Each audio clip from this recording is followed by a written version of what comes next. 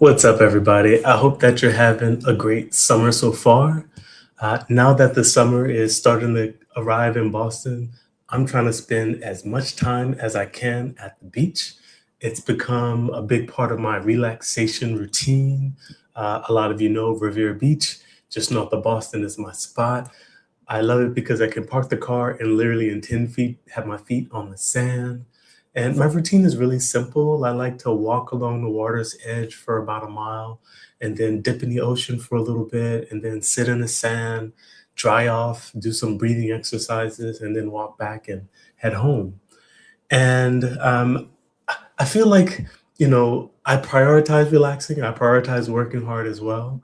Um, and I say this affectionately, having lived in Boston for more than 30 years. A lot of people in Boston don't know how to relax. And a lot of people that I work with suffer from anxiety and agitation, and they're really, really high strung. And so I wanted to pop on in this video and talk about 6 ways that you can teach your body and your mind to relax. Now, if you've been watching some of my work or reading my book, you know that when I think about influencing our emotions, I often use the terms body care strategy and mind care strategies. And so, what I want to do is, I want to share 3 body care strategies that we can use to help us to relax, and then share 3 mind care strategies to help with relaxing. Okay, so first strategy connected to the body, helping us to relax is actually a caffeine detox. And before you cut off and say, nope, I'm not giving up my caffeine, just hear me out. Simply, I'll say this, and we all kind of know it, or maybe we it's not as common, but caffeine is a stimulant. And when we pump our bodies full of stimulants, it's harder for us to relax. So that's just a simple physiologic kind of reality. And again, I know that I think a lot of people that I work with sometimes get caught in this little bit of a trap. They're busy, they have a long commute, they have a lot of stuff to do at home with family, they have a lot of things to do at work, they may have their own personal goals. And so there's just so many things to do. And because there's so many things to do, it's sometimes harder to get rest in. If it's harder to get rest in when the next day starts, we need a way to boost our energy so that we can do all the things that we need to do. And so often I find that busy, ambitious, hardworking people are using caffeine to help fuel their energy to get through the day. And again, there's nothing wrong with that. But sometimes if we become so reliant on caffeine for energy, it can just throw off our system and make it harder for us to relax. And so what I'd say that if you are having trouble sleeping or having trouble relaxing and you use some type of caffeine or stimulant regularly, you just might want to be mindful of how much you're using and potentially start to wean a little bit. And I always say this, if caffeine is serving to create energy, then perhaps you can consider other ways that you can create energy that don't rely on caffeine. Now, I admit I used to be a huge caffeine user, and then my body got too sensitive to it, and I had to give it up because I was just too sensitive to it. And so I haven't regularly used caffeine in years. And I'm not saying that because I feel like it makes me special or anything, but I noticed that I sleep way better now than I did when I was using caffeine in lots of different forms, whether it was Diet Coke or a coffee or even weight loss pills that had caffeine. And so, again, if we think about taking care of our body, if we're trying to get our body to get better at relaxing, then we just want to pay attention to how much supplements or stimulants we're putting in our body. And we might want to consider doing a little bit of a caffeine detox. Okay, so that's the first way we can help ourselves to relax. Second way, thinking about the body, is breathing exercises. And I know that this is straightforward, and you may already know that meditation and breathing can help you. But what I'll say is that when we're breathing fast, we're going to stimulate our body. And when our breathing rate and heart rate is high, it's more likely that we feel a high energy emotion like anxiety or excitement. And so if we are having a hard time relaxing and our breathing rate is high, we can slow down our breathing to try to help our body to relax. Now, generally speaking, the average person takes between like 12 and 20 breaths per minute. And of course, if we've been pumping ourselves full of caffeine and we're working on a task, we may skew a little bit higher on that range. And so, first thing I would suggest is that if you want to use breathing to try to help teach your body to relax, try to get your breath rate down to under 10 breaths per minute. Okay. And really, it's usually not that hard for most people. If you breathe in for 3 and out for 3, that's a 6-second breath cycle. And simply breathing in and out for 3 will get you down to about 10 breaths per minute. Now, if you really want to deepen the relaxation effect, you can try to get your breathing rate down to 5 breaths per minute. Now, I know many people may have heard of the breathing exercise called box breathing. And box breathing is simply when you breathe in for a certain number, you hold for that same number, you breathe out for that same number, and then you hold for that same number. So if I take this 3 seconds and apply it to box breathing, you would inhale for 3 seconds, hold for 3 seconds, exhale for 3 seconds, hold for 3 seconds. Now, that is actually a 12-second breath cycle. And if you do that 5 times, then that would take you to a minute of breathing. And so we can start to try to use our breath by using a 3-second balanced breath, which is just in for 3 and out for 3. If we want to go a little bit further than that, we can use 3-second box, and that'll bring us down to like 5 seconds. Now, there are other breathing exercises you can use, but if you want your body to be able to relax, you have to practice slowing your breathing rate down. And so, if you just continually practice slowing your breathing rate down, even if it's for just a minute at a time, that will help you to relax. Okay, so we had slight caffeine detox and breathing exercises. And the third thing I'm going to say is actually Epsom salt baths. Now, when I was growing up, if I had a sports injury, my mom would say, "Hey, get in the tub and soak in the tub." And so I would soak with some Epsom salt. And I remember once I had a really hard track practice, and I got in the tub and I kind of massaged my calves a little bit while I was soaking in Epsom salt. And the next day I wasn't sore. And I thought for sure the workout was so hard that I was going to be sore, but I wasn't. And I didn't know at the time, but Epsom salt is magnesium sulfate, and magnesium is commonly referred to as the relaxation mineral. And so, anytime we eat foods that are high in magnesium or soak in an Epsom salt bath or go into a float tank or some place where there's a high level of magnesium, then that can serve to take care of our body in a way that supports it in relaxing. Now, I mentioned that I go to the beach a lot, and the ocean, of course, has a lot of magnesium in it. And so getting in the ocean kind of deepens that relaxation effect because I get to absorb that mineral. I'll also say this. When we are pumping ourselves full of caffeine, sometimes it can interfere with our body's ability to absorb magnesium. And so high stimulant use can potentially make it hard for us to relax for 2 reasons. One, stimulants just rev us up, and two, it may decrease our ability to absorb the nutrient that helps us to relax. So, again, if you try to relax, a couple of things you can do to take care of your body. You can try to pay attention to your caffeine. You can start practicing deep breathing, and you can get in a Epsom salt bath, or if you have access to the ocean, jump in the ocean. All right, so those are 3 body care activities that we can do to try to teach our body to relax. And of course, there's more than just those 3 things. Gentle walking, yoga, stretching, tai chi, massage therapy, sound therapy, aromatherapy. There could be lots of different things we might do for our body, listening to music, reading that will, yeah, help us to chill out and relax a little bit. All right, now I want to talk about mind care. And some of you have heard me mention this before.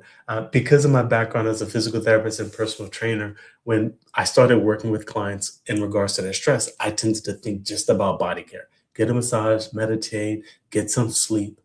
But I realized that people could treat their body well on Saturday, but still feel anxious and stressed on Sunday thinking about work.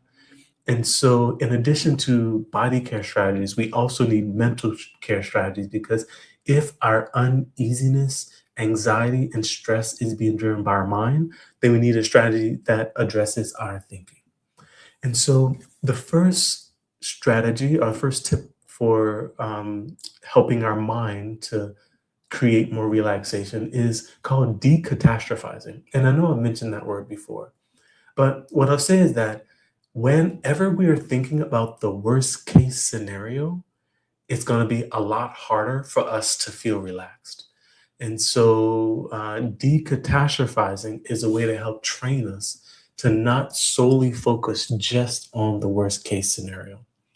And so, again, the way decatastrophizing works as an exercise is pretty straightforward. If we find ourselves thinking about the worst case scenario and it's making it hard for us to relax because all we're worrying about is what if this worst thing happens?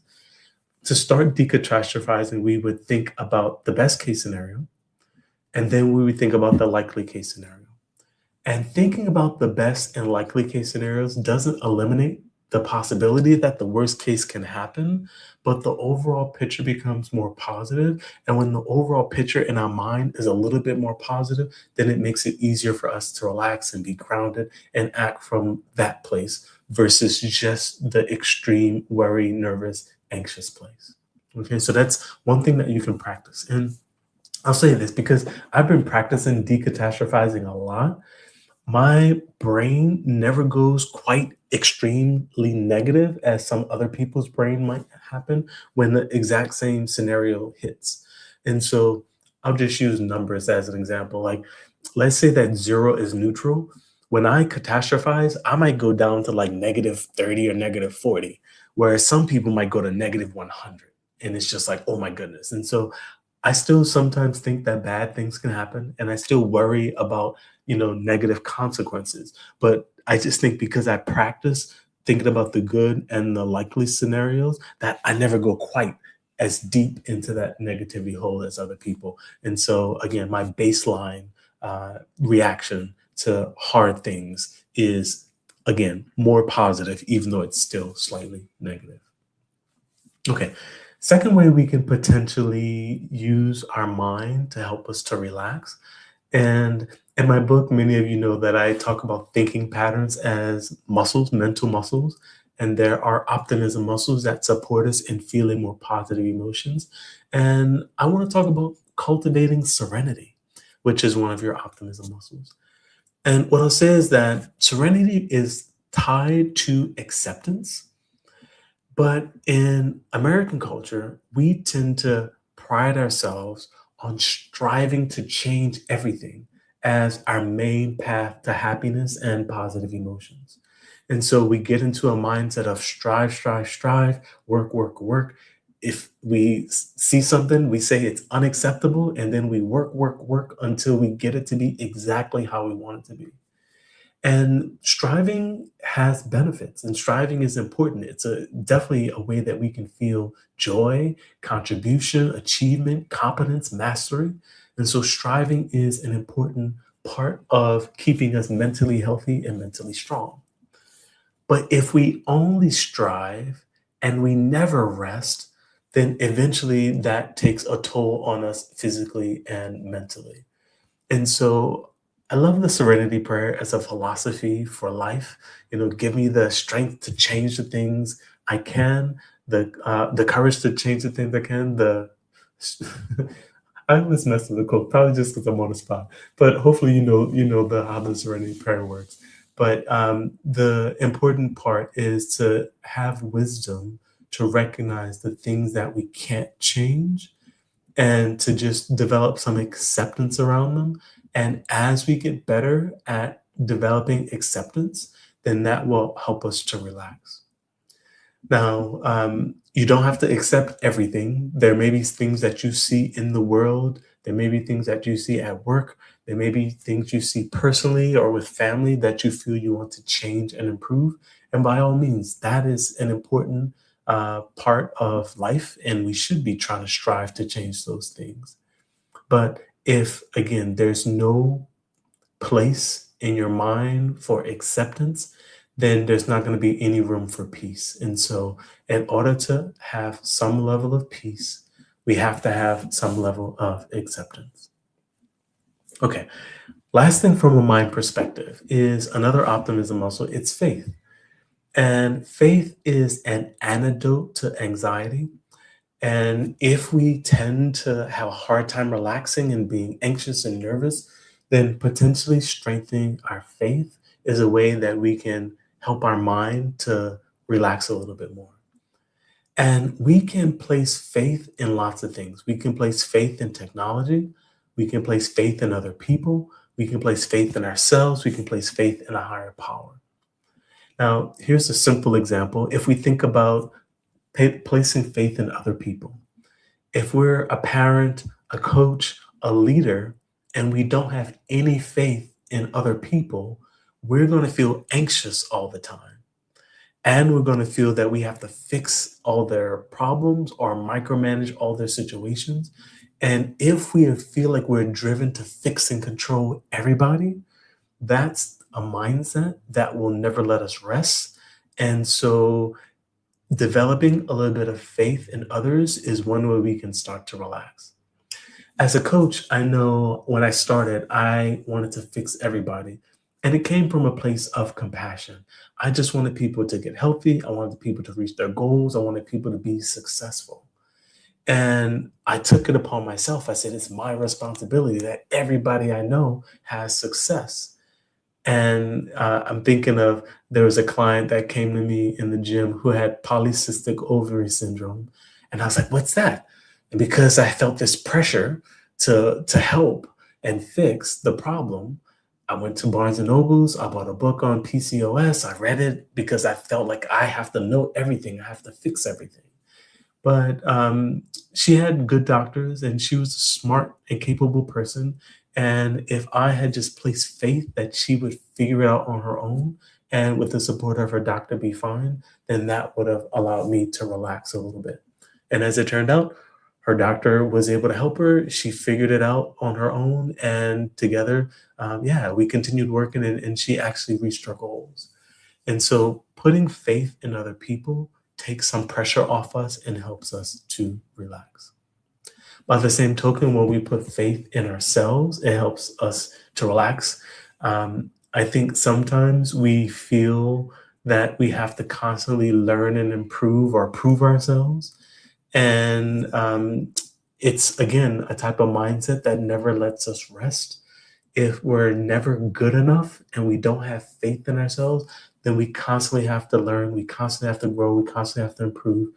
And I'm not saying that there is anything wrong with self improvement, but sometimes we try to improve to develop confidence. But since confidence is a belief in ourselves, we can actually get more skillful, but still feel compelled to keep going and not relax if we haven't developed the belief and confidence and faith in ourselves. So, developing a little bit of faith in ourselves can help us to relax. And then lastly, of course, if we think about developing faith in a higher power or strengthening our faith in a higher power, then that's another way that we can potentially relax, knowing that it's all going to work out in its own time, that we don't have to control everything that happens in the world. And again, and having faith in a higher power, it's just, it can be such a comforting thought that can really help us to relax. So again, quick summary. I know I kind of went through those fast, and there may be something that you resonate with more than the other. I'm curious what your go-to relaxation strategy is.